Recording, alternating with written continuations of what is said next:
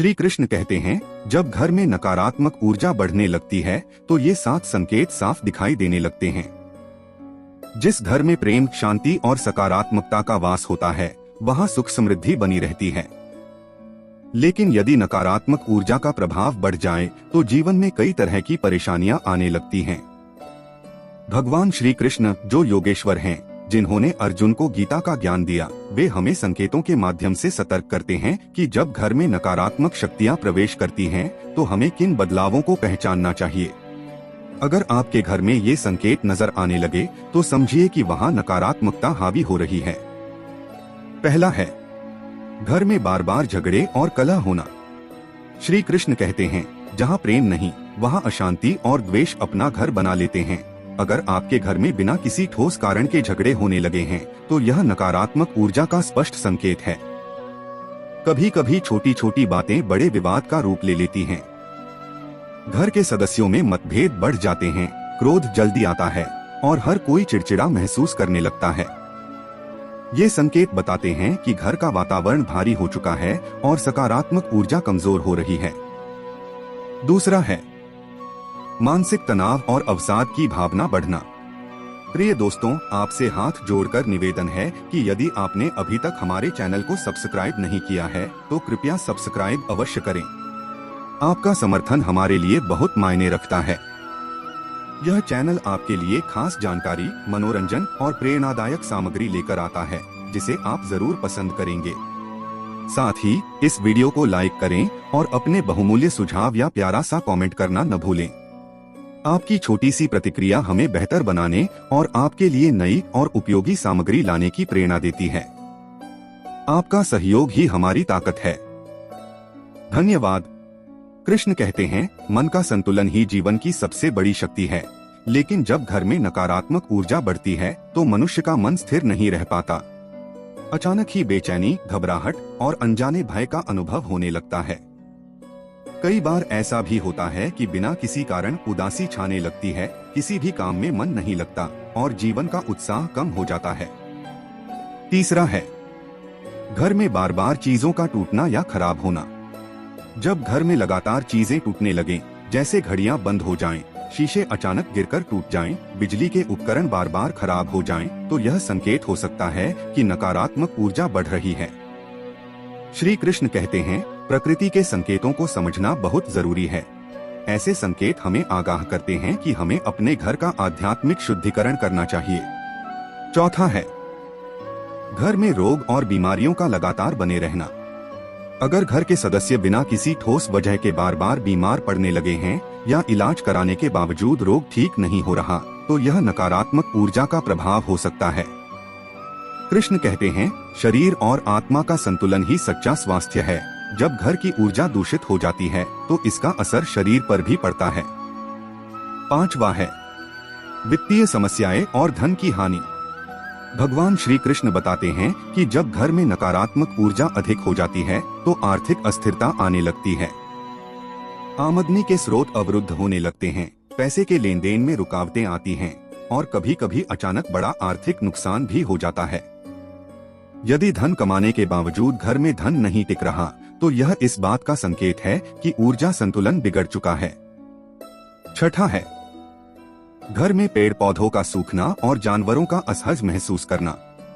भगवान कृष्ण कहते हैं, प्रकृति और जीव जंतु हमें ब्रह्मांड के संकेत देते हैं।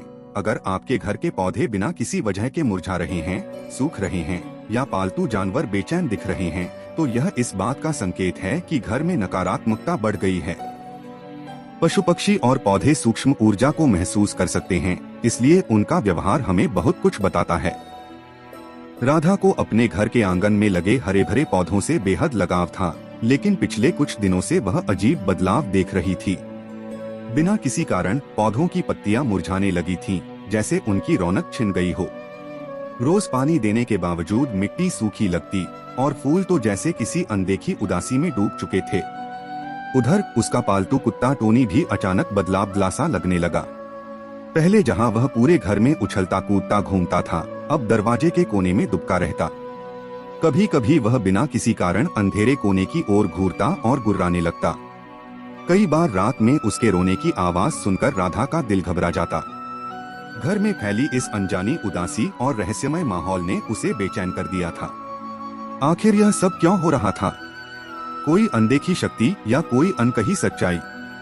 7वां है घर में अजीब आवाजें या असामान्य घटनाएं होना। प्रिय दोस्तों, आपसे हाथ जोड़कर निवेदन है कि यदि आपने अभी तक हमारे चैनल को सब्सक्राइब नहीं किया है तो कृपया सब्सक्राइब अवश्य करें। आपका समर्थन हमारे लिए बहुत मायने रखता है। यह चैनल आपके लिए खास जानकारी, मनोरंजन और प्रेरणादायक सामग्री लेकर आता है जिसे आप जरूर पसंद करेंगे।